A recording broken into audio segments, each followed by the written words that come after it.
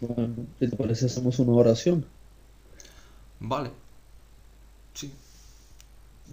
Vale, sí. Padre Santo, te damos gracias por este rato que vamos a compartir, hacer cosas que son de edificación, de ayuda mutua, siempre tratando de buscar la luz, de esforzarnos por la luz. Que todo esto salga muy bien. Gracias que nos pones de acuerdo, en conexión, aquellos que tenemos cosas en común y que queremos que la luz salga, prevalezca y muchos conozcan un camino más acertado y sin tantos engaños dogmáticos y, e ideas preconcebidas de cada denominación, como se suele decir. Te encomendamos este rato y te damos gracias por esta oportunidad. En tus manos estamos. En el nombre de Jesús. Amén. Amén. Bueno, bienvenidos a la sección de entrevistas de Auditoría de la Iglesia 2015. Hoy nos acompaña Frederick Gutmann, un conferenciante. Bueno, Frederick, ¿qué tal? Buenos días. Muy bien. Buenos días. Descansando. Bueno, como es habitual, te vamos a pedir tu testimonio, un poco, no sé, de tu conversión a la fe, de cómo llegaste. Así tampoco que sea muy extenso, ¿vale? Unos 10 minutos, una cosita así, ¿vale? De acuerdo. De acuerdo. Bien, lo cierto es que, eh, a diferencia de otras muchas personas que han llegado a los caminos del Señor, a lo mejor porque se les ha cruzado alguien o ha tenido ciertas experiencias, sencillamente me eduqué o crecí en un ambiente propicio, no en cuanto a una comunidad, pero sí con respecto a mis padres. Lo que siempre desde el principio tuve como a punto de referencia con respecto de la fe fue testimonios de cosas que nos ocurrían a mi familia. Eh, pues de escucharlos siempre tuve la noción o la idea de que no había nada que discutir con respecto de la existencia de Dios, sencillamente está. Las cosas sobrenaturales existen. Ya por otra parte, en cuanto a la madurez, a ser consciente de la responsabilidad en cuanto a lo que es las transgresiones de cada uno, actuar correctamente delante de Dios y demás, eso sí fue algo que con los años se fue limando y puliendo, puesto que no, es decir, el hecho de tener conocimiento de todo eso no hacía que necesariamente yo obrase correctamente. Con respecto a lo que son testimonios de mi familia, por resumir así, hubo cosas notables, lo que pasa es que contarlas sería muy extenso, son muchas, pero ocurrían cosas que ya desde pequeño me contaban y yo seguía viendo, mi madre era una mucha oración, entonces se acostumbró a ver milagros, se acostumbró a escribir incluso los testimonios y recordarlos de cuando y también eso marcaba la fe, marcaba mi fe, supongo que también la de mis hermanos, de modo que para nosotros no era nada extraño poder ver o apreciar cosas que para otras personas pueden ser extrañas, sobrenaturales, y, y desde ver personas morir y volver a la vida, a personas estar en coma y volver a la vida, personas accidentadas que les dan unas cuantas horas de vida y van a morir y de repente salen del hospital. Entonces todos esos testimonios fue con lo que yo crecí, de modo que, como digo, no fue un problema para mí creer, simplemente sí, desde el punto de vista de mi responsabilidad con respecto de Dios, con respecto de Jesús, y que hemos de rendir cuentas de todo lo que hacemos, eso sí fue un proceso de pulimiento y de, evidentemente, ley de causa y efecto. Aunque yo entienda y conozca y me haya bautizado y demás, tenía que pasar muchas experiencias donde, como si se coloquialmente, me comía mis propios errores, pasaba, los sufría, mis equivocaciones hasta tener que aceptar la humildad, aceptar el dominio propio, aceptar el respeto a otras personas, que hay que estudiar más y conocer, que hay que cumplir los mandamientos de Dios, Sí. etcétera. Eso sí fue ya un proceso de más años. Bueno, pues está muy interesante. Bueno, yo personalmente no he tenido muchas experiencias sobrenaturales, ¿no? Pero oye, siempre... sí que es cierto que hay miles y miles de personas en todo el mundo que viven este tipo de experiencias. Y, y bueno, es una lástima, ¿no? Que el mundo en general, pues yo qué sé, eh, tenga lo vea como algo tabú, ¿no? Normalmente, ¿no? Cuando alguien quiere contar su testimonio. Y bueno, ¿y cómo empezaste a hacer lo de las conferencias o las clases, ¿no? que estás haciendo? ¿Cómo empezó todo? Pues el Señor empezó a cambiar mi estilo de vida de unos 5 años más o menos para acá, mayormente. Antes era un proceso más bien lento. Yo era una persona muy... no había llegado todavía a mi época de centrarme en lo que tenía que centrarme, así que era eh, pagando, o sea, sufriendo y pagando los errores que uno comete por su necedad, por su ignorancia, por su soberbia, por su egoísmo, o por no su, sino mí, ¿no? Entonces, a raíz de que Ada y yo empezamos a salir juntos, empezó a haber un cambio más notable y empezó un llamamiento a centrarme exclusivamente en aquello que tiene que ver con el templo espiritual, si le podemos llamar así, es decir, el yo, organizarme y organizar la estructura para que también otros hermanos en la fe o personas que no conozcan pudiesen añadirse. Entonces eso implicaba aislamiento, un aislamiento que duró 1 o 2 años, estar en un pueblo concreto, sin mucha comunicación con la gente y centrarme exclusivamente en estudiar y reorganizar todos los temas, cada uno de los puntos más importantes de lo que llamaríamos el dogma, aunque no quiera enfocarlo desde el punto de vista religioso, simplemente la estructura de pensamiento como debería ser. Y eso fue para mí una puñalada, puesto que tuve que darme cuenta de que todas las cosas que yo creía o que creía, tenían que reciclarse. Entonces tiré por tierra todo eso y empecé desde el principio estudiando hasta las cosas más básicas. Y ese fue un proceso de un par de años, hasta que hace unos 2 o 3 años empecé a trabajar actualizando uno de los libros que se llama Simbología y Terminología, donde tenía que objetivamente centrarme en cada punto, cada definición y cada cosa. Y eso fue el cambio definitivo, radical, que hizo que me diera cuenta de que todo lo que uno cree o dice que cree, a veces da por sentado palabras, definiciones, conceptos, frases y demás, que o bien les quita importancia, o bien las idealizamos mucho, o bien las hacemos demasiado espiritualistas. Y ese trabajo de investigación, pues sumado a las cosas que investigaba ya en aquel entonces, llevo un par de años estudiando teorías de la conspiración, pues me ayudó a tratar de ser una persona más objetiva a la hora de investigar. Y por eso no me centraba mucho en decir soy de tal denominación o tengo tal idea religiosa o tal, sino que simplemente preferí considerarme una persona investigadora, pero respetuosa de, de Dios y de todas sus enseñanzas, y desde ese punto poder partir y de ese mismo modo ser respetuoso para con las demás personas y presentar una información lo más objetiva y neutral posible, que cada quien saque sus deliberaciones, sus puntos de vista. Y pienso que realmente así fue como comenzó, y el trabajo en los libros, con los libros, igual que con las presentaciones, las clases que doy, me obligan a mí mismo a tener que estudiar y reestructurar.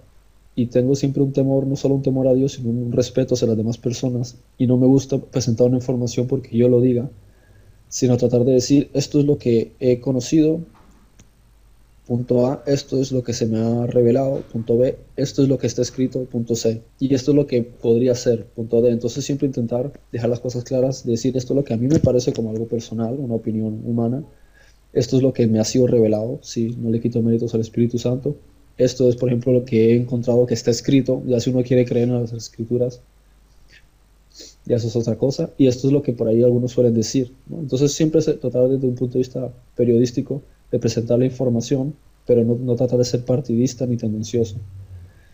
Y a medida que se fue perfeccionando, se dio la oportunidad con ciertas personas de México y después también con otra familia de México, de utilizar los medios, ¿no? De internet, Skype y otros medios que estábamos usando antes, Ujú. para ir haciendo grabaciones y las íbamos subiendo a internet. Entonces se fue generando un movimiento con eso, y hubo muchas personas que sentían afinidad con los temas y se fueron poniendo en contacto, y Y últimamente pues seguimos ya con unos temarios, unas clases, el blog y todo eso. Ya con clases de video, con clases escritas, con artículos, con tratados, los libros y demás. Y ese es el punto en el que estamos ahora. Vale, pues muy bien, muy interesante todo y bueno, yo no hace mucho que sigo tus clases, pero bueno, sí que esa iniciativa de que cada persona pues busque la verdad por sí misma, ¿no? De que se cuestione y se replantee todo, pues es muy importante. Yo lo considero muy importante. Y bueno, sin más, podemos pasar ya a qué opinas sobre cada uno de los puntos, ¿vale? Para no alargar mucho la entrevista. Eh, entonces, nos gustaría que nos explicases un poco tu opinión sobre el primer punto. Bueno, pues sobre el punto de quién es el pueblo de Dios, si es Israel, o si es la iglesia, si son ambas, o bueno, en definitiva, eh, quién es la novia de Cristo. Ok, bien. El pueblo de Dios son, bueno, son conceptos un tanto complejos y se toma tiempo, pero bueno, vamos a tratar de ver si puedo resumir y ya cada uno juzga. El concepto de pueblo de Dios se entendió desde el principio que eran aquellos descendientes de Abraham que estaban sujetos al pacto con Abraham, que seguían según el pacto de Isaac, el pacto de Jacob, y después se sujetaban a los mandamientos de Moisés. Ahí incluía cualquier otra persona que no necesariamente fuese biológicamente de ese pueblo, sino que vivía bajo la cobertura de ese pueblo, hablando de Israel, y eso implicaba cumplir los mandamientos. Hasta ahí, ese era el punto de cómo se entendía lo que era el pueblo de Dios.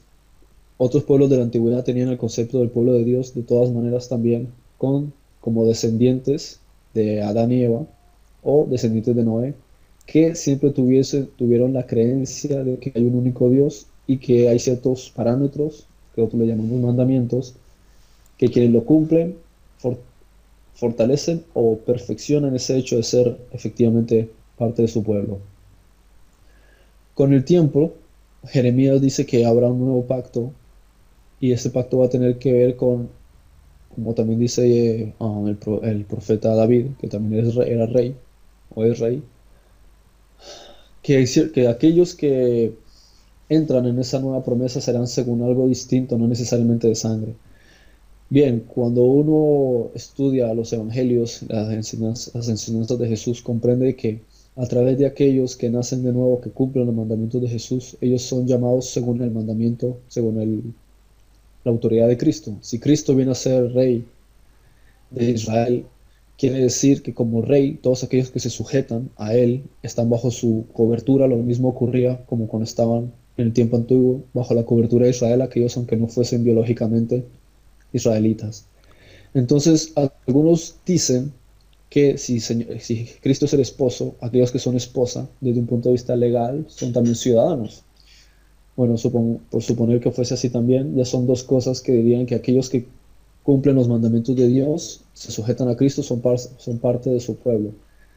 Hay otras comunidades cristianas en esos primeros siglos, un tanto vetadas por el catolicismo, que consideraban que el pueblo de Dios ya era un pueblo antes de haber venido aquí, simplemente nacían aquí, y el Espíritu Santo los hacía que se identificasen a sí mismos. Y por último está el hecho de que según las profecías de los apóstoles, o sea, las cosas que menciona Pablo, las cosas que comentan algunos de los otros cuatro apóstoles, en las cartas apostólicas, y lo que se vierte en el libro de Apocalipsis, ¿no? Entonces, sacando todo el contexto, al final se determina quién es pueblo de Dios con dos bases. Aquellos que estando en la nación, o sea que biológicamente o genealógicamente son hijos de Israel, cumplen los mandamientos de Dios y aceptan a Jesucristo. Por un lado, eso se llama, o Pablo lo llama el olivo silvestre, perdón, el olivo natural, y los que, independientemente de que desciendan o no desciendan de Israel desde el punto de vista genealógico del árbol, sí cumplen los mandamientos de Dios y se sujetan a Cristo. Entonces esos son los que a Pablo llamaba el olivo silvestre, de modo que llegó un punto en que los dos serán uno. Por lo que se esgrime, por lo que yo entiendo, cuando inicia el milenio, Cristo toma a Israel como punto de referencia y dice, los de aquí, que ya están aquí, israelitas, judíos, hebreos, da igual, o de cualquiera de las otras 11 tribus, que se sujeten a mí, se queda aquí. Los que no, son echados. Los que son de fuera, pero realmente son de dentro por sus obras, porque están sujetos a Cristo y porque cumplen los mandamientos de Dios, entran y son un solo pueblo. Esa es la perspectiva que yo conozco con respecto de lo que es el pueblo de Dios. Ahora, en cuanto a la definición de esposa de Cristo, mirando textualmente, he encontrado que Apocalipsis realmente llama esposa de Cristo a la Nueva Jerusalén. Dice, he aquí, ven que te mostraré la desposada, la esposa de Cristo, y llevan a Juan y le dicen, mira, y le muestran la Nueva Jerusalén, y le dicen, esta es la esposa de Cristo. Ahora, desde el punto de vista de costumbrismo, pues se da a entender que las personas que son los de Cristo, es decir, cuerpo de Cristo, se sobreentiende, se interpreta, no porque esté escrito textualmente, sino que se da a entender eso, que ellos en cierto sentido representan a esa ciudad. Ahora también exprimiendo algunos pasajes de los evangelios, parábolas, entiende o se da a entender que habrá muchos con cierta preeminencia con respecto del reino de Cristo, pero aquellos que fueron fieles hasta el final, que multiplicaron sus frutos y fueron siervos fieles con respecto del Señor, reciben un lugar importante, se les da galardones con lo que han hecho y se les pone en ciertos sitios más importantes según lo que hicieron. El que hizo, multiplicó 5, se le da otros 5, el que multiplicó 10, otros 10. Y ellos en ese sentido son sacerdotes porque traen al pueblo que está fuera de la Nueva Jerusalén hacia adentro y les enseñan los misterios, y de dentro hacia afuera también les llevan información, um, avance, porque el mundo tiene que ir a una trascendencia, una evolución cultural, espiritual, de salud, de alimentación, de todo eso. Entonces ellos van a ser los intermediarios que van y vienen, de modo que ellos en cierto sentido representarán esa nueva Jerusalén que sería la esposa. Por lo menos eso desde el punto de vista textual, de cómo Apocalipsis llama esposa es a la nueva Jerusalén. Sí, también Eh, hay un pasaje de la escritura que me viene ahora a la mente de Pablo que dice que un poco refiriéndose a, o sea, a sus seguidores, ¿no? A los seguidores del Mesías como que yo estoy, o sea, a los que les dirigía esa carta, no recuerdo ahora mismo cuál es, pero, o sea, se refería como que yo os tengo que presentar como virgen, o sea, como esposa a Cristo o algo por el estilo. No sé si te suena ese pasaje de la escritura, es- sí, sí, ¿no? sí. Sí, se usa mucho la alegoría precisamente porque el concepto de vírgenes, como se dice, las 10 vírgenes, mujeres con la lámpara, ¿no? Esa es la insinuación de estar puro e inmaculado para Dios. Cuando se dice la esposa, se da por sentado de que aquella que se va a desposar con el marido está tratando de mantener su santidad y su pureza. Ajá. Entonces sí tiene un sentido, aunque aparece lo menciona literalmente así, obvio, tiene un sentido también muy importante en que nosotros hemos de mantenernos como una virgen alejado de toda inmundicia y de toda cosa sucia que no es de la santidad de Dios. Mm, muy bien. Bueno, pues vamos a ir al segundo punto. eh, que es Ah, ok. sobre tiene que ver con el arrebatamiento o con el rapto. ¿Tú qué opinas sobre ese concepto de la venida de Jesús? ¿Va a venir antes de la tribulación, después? ¿Qué opinas al respecto? Por lo que he leído, porque claro, conocemos 66 manuscritos oficiales, lo que se llama el canon bíblico, pero también hay muchos más que no están dentro por cuestiones ya de arbitrariedad del catolicismo o de simplemente aspectos históricos. Ujú. He encontrado que de todas maneras quien es más preciso y más conciso con respecto a esto es Pablo. Pablo es quien realmente en la carta de Tesalonicenses da esa apreciación de ser subidos, dice él, al aire, que según la mentalidad antigua griega no se refería a la atmósfera, sino a las regiones celestes. Ellos llamaban aire a la, ¿cómo ¿cómo se dice? A la región celestial desde el punto de vista geográfico, ¿cómo se diría? La Donde están las atmósfera, estrellas, no, no, más allá, más allá, pues el espacio exterior. sí, sí, el espacio exterior. Entonces, en la antigua mentalidad griega, cuando se decía el aire, se refería a eso. Por eso también dice el príncipe de la potestad del aire, no que tenga poder sobre el elemento aire, sino que se refiere a las fuerzas que están contenidas en lo que ellos llamaban regiones del aire, que son las Ajá, regiones estelares. sí, sí. Eh, el Pablo sí quien lo menciona, de resto casi todos son interpretaciones de uno, es decir, uno da por sentado, sacando de aquí, entendiendo que eso uno será tomado, el otro será dejado, en un abrir y cerrar de ojos, será como un lazo, será como un relámpago, será como los días de Noé. Entonces uno va, los que estudian han armado un puzzle y consideran que según lo que se nos está diciendo, no se dice literalmente, salvo Pablo que lo dice, pero se da a entender que efectivamente en un momento concreto, en una situación crítica del mundo, aquellas personas que hayan sido consideradas dignas, siervos verdaderos de Cristo, serán llevados a las regiones celestiales, ¿no? Y después complementa Apocalipsis diciendo que regresarán para iniciar con el Mesías el milenio y un sistema de gobierno diferente. Ahora, perdón.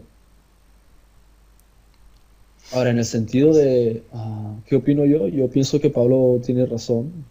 Creo que algo que tenemos los hebreos es que se nos ha inculcado el hecho de que uno tiene que medir mucho sus palabras, tiene que tener temor de Dios a la hora de dar una apreciación, cuando uno quiere dar un ejemplo o una metáfora, cuando es algo literal, cuando es algo que te ha sido revelado.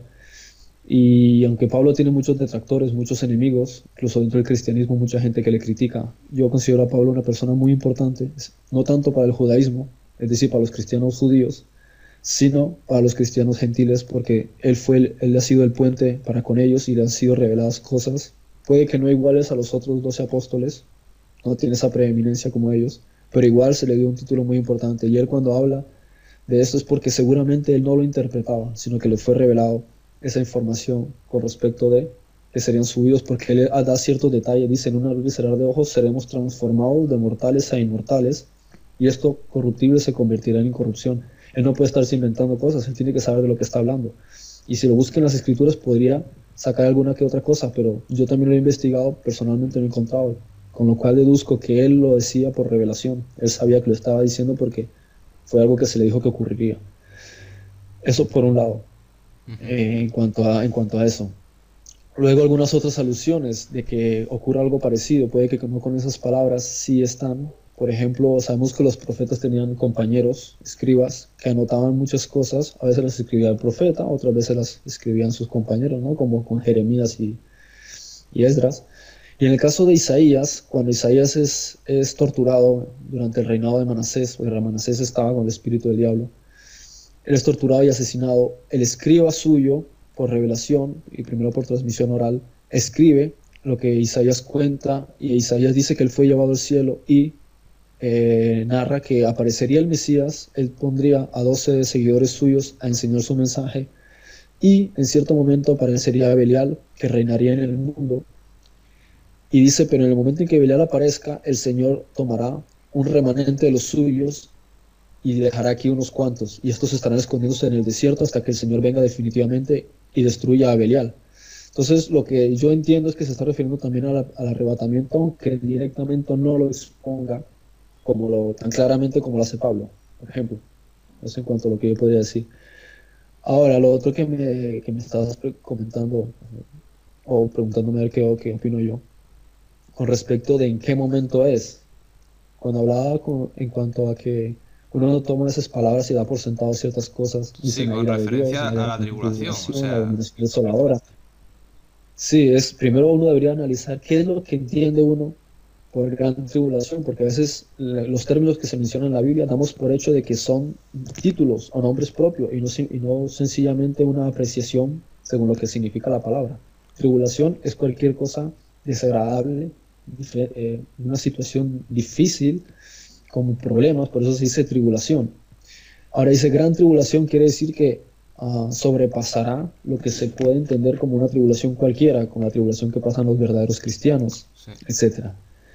Entonces, de eso sí hay muchísima información, muchísima. ya sean los libros que están en el canon, como muchos textos históricos hebreos que están fuera del canon. Y el hecho es que hay un proceso de eventos que es lo que estamos viviendo, yo lo llamo el caballo negro, el proceso que estamos viviendo, esa transición, yo lo llamo así, el caballo negro al caballo amarillo, donde se ven modificaciones de los virus, cada vez haciéndolos más letales, llegando un momento en que harán a que pues, prácticamente personas parezcan zombies. Modificaciones del medio ambiente al lado, que los terremotos son cada vez peores, modificaciones del clima, el sol se ve variado porque los ángeles, o sea, todas las estrellas están vinculadas con ángeles, según es explicado y enseñado, no solo a los hebreos, sino a otros pueblos. Cada estrella está vinculada con un ángel y todo el movimiento estelar en los cielos está conectado con los ángeles. Y cuando hay conflictos entre ellos, varían los ciclos de los planetas y eso, de los astros, perdón, de las estrellas. Y eso genera cambios en la Tierra. Por eso dice la Escritura que el Sol empezará a actuar de forma distinta y la Luna también. Aparte de lo que metafóricamente también quiere decir el Sol oscuro y la Luna roja.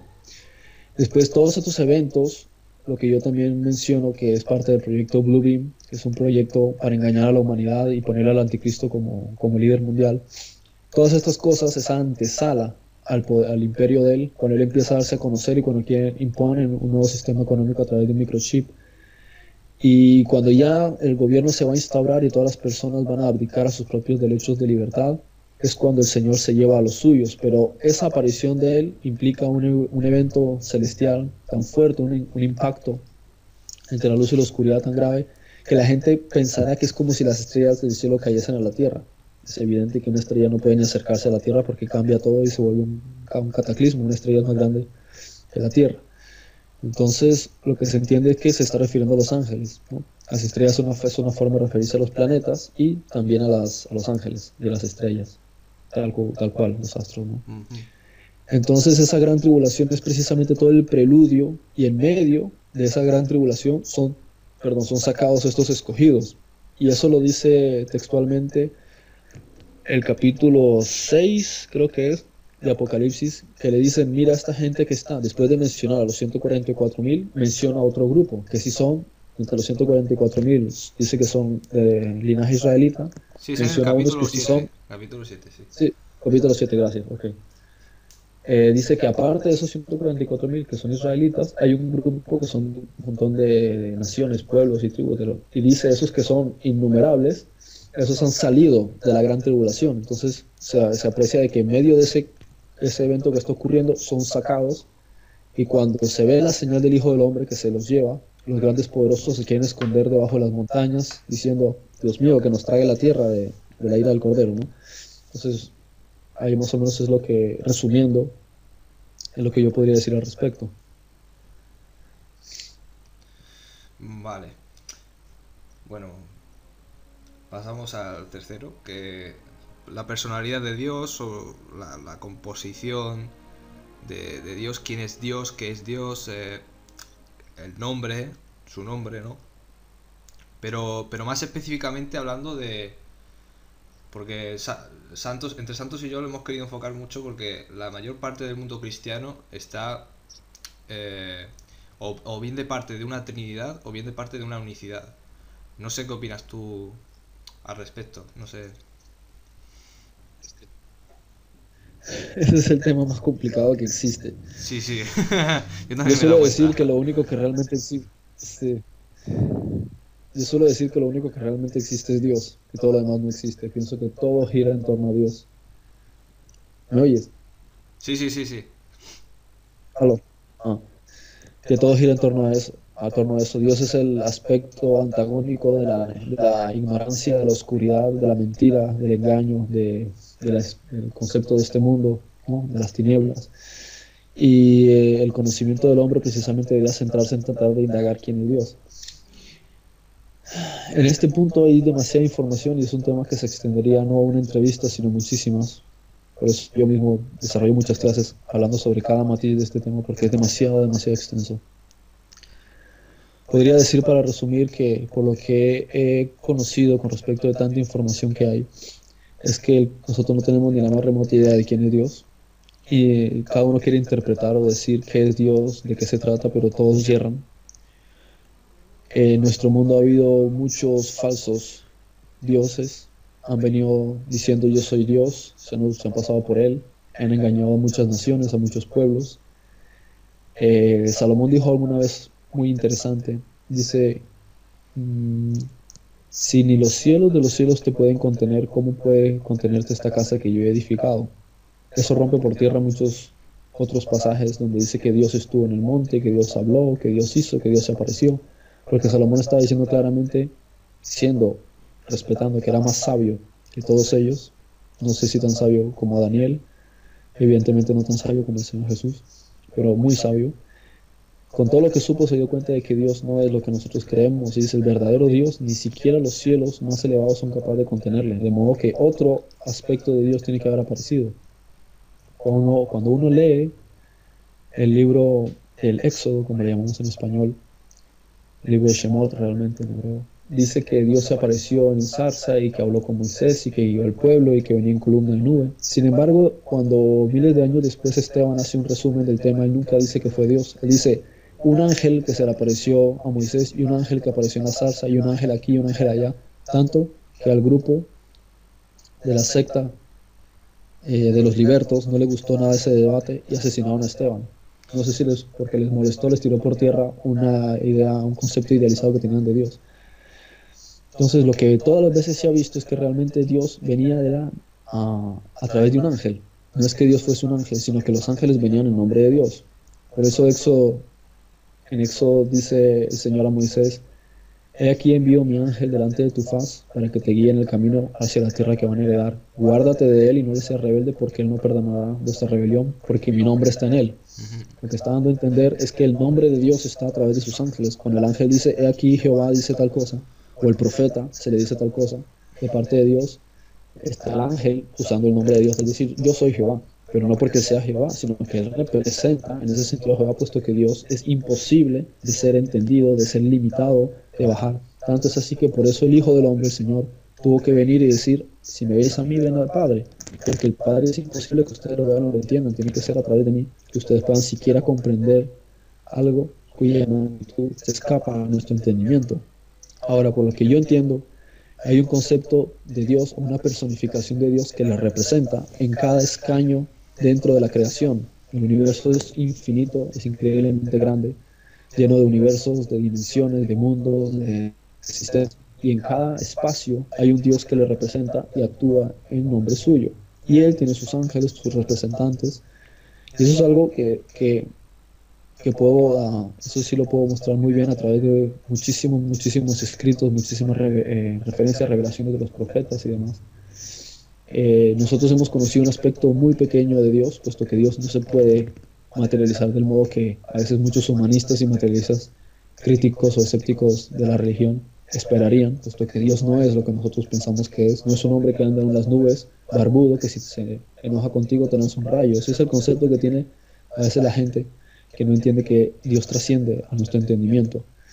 Bien, ese es el concepto como yo lo entiendo. Y hay un Dios en concreto, que los hebreos le llamaban Adonai Sabaoth, que es el Dios de este mundo, en el sentido de que es el Dios que rige este mundo, que representa a un Dios superior, y ese Dios a un Dios superior, y siempre habrá uno que en la esfera inferior de la creación, porque el universo es inconmensurable, habrá una expresión de Dios, y nosotros tendremos que ir conociendo qué hay por encima de ese concepto, de ese representante de Dios, hasta que lleguemos a comprender que realmente lo único que existe es el eterno, el perfecto, que no ni siquiera se llama Dios, porque llamarle Dios sería incorrecto. Él es mucho más grande que un Dios. No es limitable, no le podemos ver, no es contenible, no tiene ningún nombre, nadie lo ha visto, solamente el Hijo puede hablar de él. Es luz inaccesible, es el único que realmente es invisible. Pero nosotros conocemos aspectos inferiores de él, que se apareció a este, que lo vio el otro, vio sus espaldas, habló con él. Bueno, eso, básicamente, porque si sigo hablando, Sí, eso pienso que hay mucho que hablar al respecto. Claro, muchísimo. claro. Y bueno, son muchos conceptos que normalmente la gente pues no escudriña, no se para a analizar, ¿no? Y sobre todo teniendo en cuenta que normalmente siempre tienen esa faceta limitada del canon bíblico, ¿no? Ya. Que Claro, muchos profesan que no son católicos y sin embargo se sujetan a cánones católicos. Claro, claro. Bueno, pues ese es el tercer punto, que pues por supuesto es el punto más complicado, más...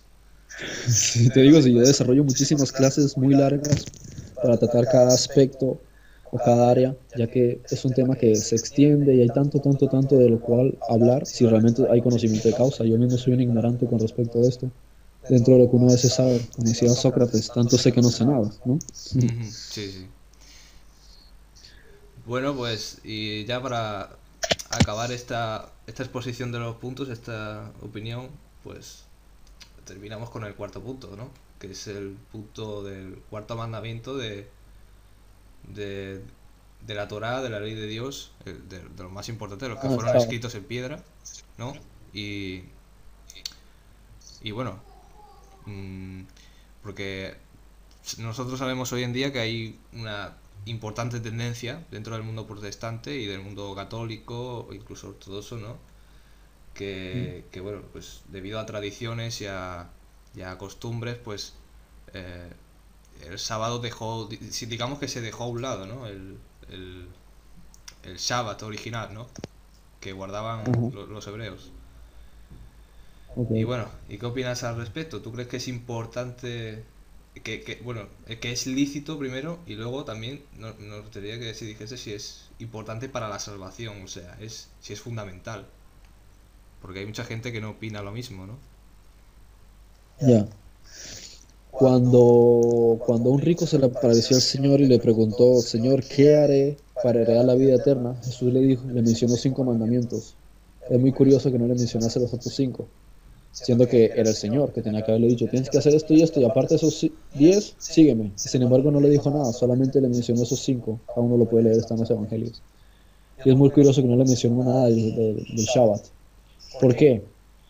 Por lo que he leído que también lo menciona Felipe en su evangelio, que no está en el canon, evidentemente, es que quien entiende lo que es, ahí Tomás, quien entiende lo que es el Shabbat y lo guarda, hace bien.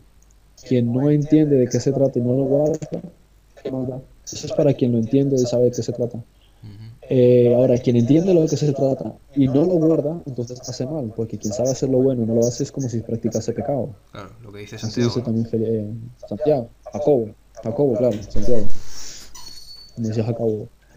La cuestión es esta, dice, guarda el día de reposo porque en él hizo Dios la creación. Eso es un aspecto muy importante porque quienes guardamos, pues yo sí lo intento guardar en lo posible, a pesar de que los sábados tengo también predicación, pero dentro de lo que cabe para uno es un descanso, como lo era también para el Señor. El sábado realmente enseñar no era un trabajo, sino ni sanar, claro, sanar, era realmente parte del descanso. Eh, Guardarlo es fundamental porque, para los que lo entendemos, no es porque sea necesariamente el día en que el Señor descansó, porque hasta ridículo es que uno realmente piense que Dios se va a cansar. Es algo trascendental que nos trata de enseñar la Escritura. 6 etapas hemos vivido desde que el mundo ha sido renovado, nosotros le llamamos el diluvio. Pero vendrá un día de reposo, que es el día que nosotros esperamos. Por eso la Escritura dice, todavía hemos de esperar un reposo. ¿Pero qué reposo? El reposo se refiere a un concepto, ¿no? Se trata de algo contextual, y es el hecho de que el ser humano vive en los trajines del mundo. Mencionaba uno de los textos que salvaron de la destrucción que mandó a hacer Teodosio en el año 382. Decía que los que controlan este mundo, esos señores diferentes a los que mencionaba Isaías, han tratado de mantener al ser humano en constante preocupación, estrés, ajetreos, trabajos. No tienen tiempo de añadirse al Espíritu Santo, no tienen tiempo para lo espiritual. No hay manera. Entonces, ¿qué hizo el Señor? Le dijo, guarden el día, un séptimo día. ¿Por qué? Porque sin darse cuenta es un día que a la larga, al no tener que estar preocupados y verse obligados a descansar, es un tiempo que le dedican a Dios. Si fuese algo opcional, la gente no lo haría, porque diría, es que no tengo tiempo, no tengo tiempo, no tengo tiempo. Entonces Dios dice, como yo sé que no tienes tiempo, te voy a obligar a que 6 días sigas tus trabajos de lo que tú consideras que es importante, según tu perspectiva, pero el séptimo día conságramelo. Es decir, es un tiempo de oración, es un tiempo de estudio de las escrituras, es un tiempo de común unión, es un tiempo para estar con la familia, es un tiempo para relajarse.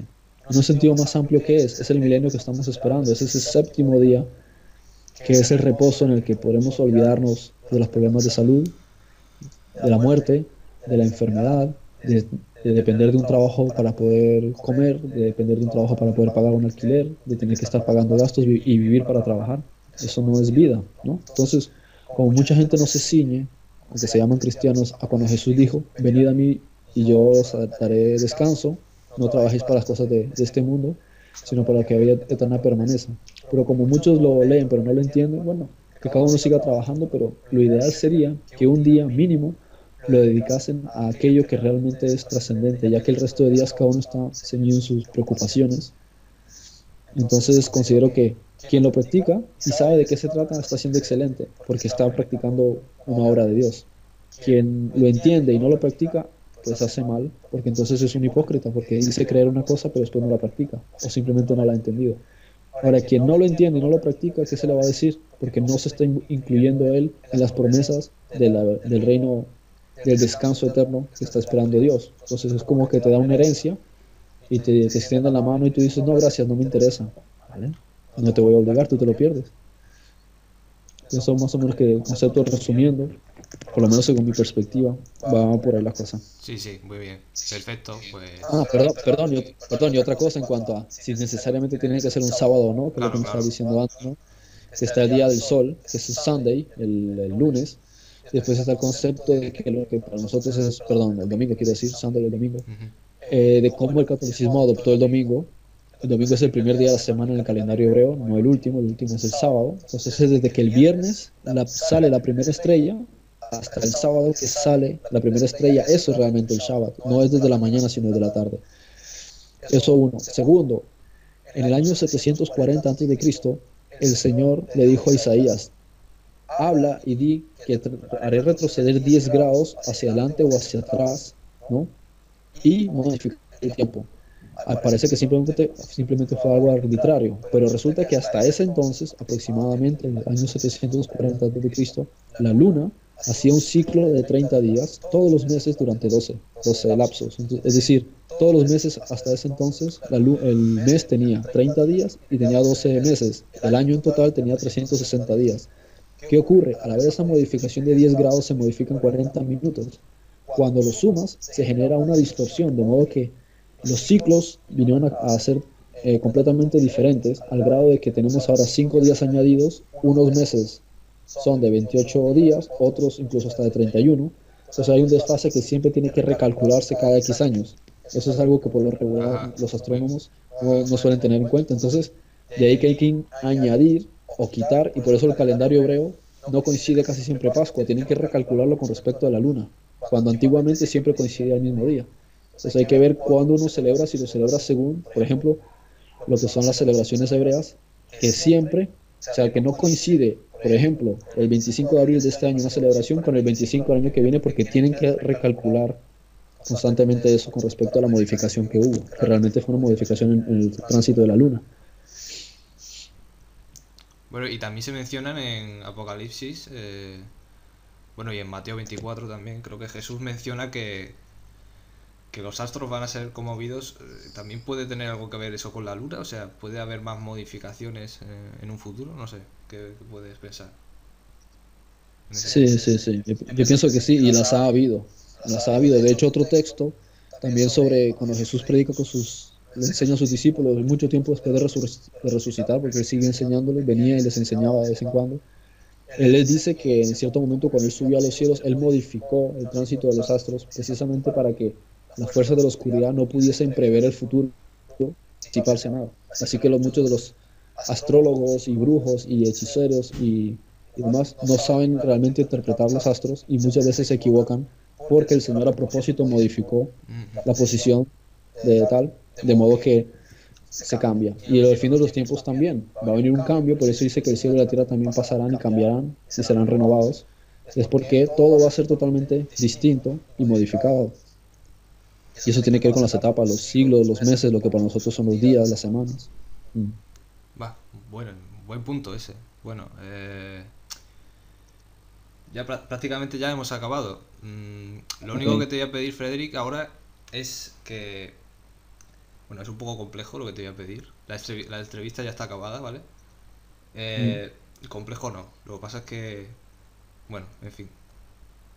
cosas nuestras.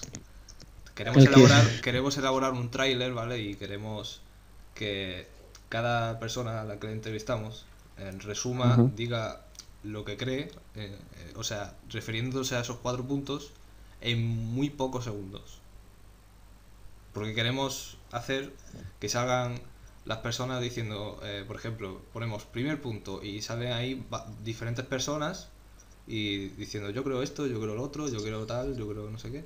Y, y bueno, pues ahí que se vea un poco pues eh, la gran cantidad de diferentes opiniones que hay sobre un mismo punto en la cristiandad, doctrinalmente. bien, bueno, listo. Cuando quieras. Ok, bueno, yo por lo que he estudiado pienso que el pueblo de Dios son todos aquellos que cumplen los mandamientos de Dios y viven según el Espíritu, sean del linaje o no de Israel. Creo que va a haber un arrebatamiento, puesto que considero que Pablo hablaba en revelación. Eh, mm, Creo que Dios es imposible de entender o de manifestar y la eternidad no será tiempo suficiente de aprender quién es, pero hemos de ir comprendiendo que, a mi modo de ver, hay diferentes niveles o apreciaciones de Dios, lo que nosotros llamaríamos su nombre. Creo que aquellos que cumplen el Shabbat es porque entienden de lo que se trata y esperan el reino milenial y el descanso verdadero. Bueno, Frederick, muchas gracias por tomarte tu tiempo, porque entiendo que tendrás tus ocupaciones y eso, ¿no? Mm. Sí, ahora me pongo a hacer cosas. Bueno, bueno, pues muchas gracias por invitarme, a hacerme partícipe de esto. Siempre son cosas fundamentales, las más importantes, todo aquello que tiene que ver con el reino de Dios, el conocimiento de Dios, ¿no? Bueno, hago una oración y nos despedimos, ¿te parece? Sí, vale, perfecto. Si quieres hacerla tú o la hago yo. Vale. Vale, hazla tú, hazla tú. Vale, muy bien. Padre nuestro que estás en los cielos, te queremos agradecer por la misericordia y la paciencia que tienes con todos nosotros, pues no somos más que pecadores, que estamos en busca de tu conocimiento, de tu verdad, de tu justicia y buscamos asemejarnos cada día más en carácter a ti.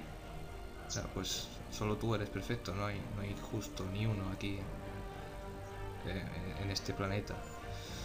Queremos que derrames tu espíritu sobre nosotros y que nos fortalezcas en las dificultades, en las tribulaciones, que nos ayudes a ser fervientes en tu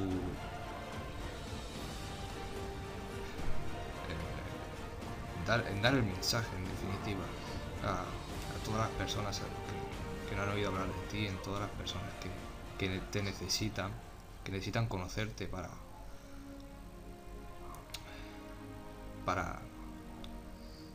para ser salvos, para alcanzar sanidad, para todo lo que tú ya conoces, Señor.